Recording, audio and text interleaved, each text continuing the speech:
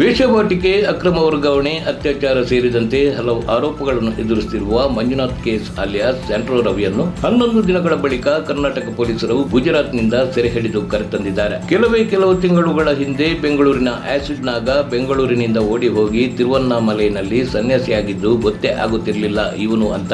ಆದ್ರೂ ಕೂಡ ಅವನನ್ನು ಬಿಡದೆ ಎಳೆದುಕೊಂಡು ಬಂದಿದ್ರು ಪೊಲೀಸರು. ಅದೇ ರೀತಿ ಸ್ಯಾಂಟ್ರೋ ರವಿ ಕೂಡ ಗುಜರಾತ್ನ ಅಹಮದಾಬಾದ್ ನಲ್ಲಿ ತಲೆಮರೆಸಿಕೊಂಡಿದ್ದ.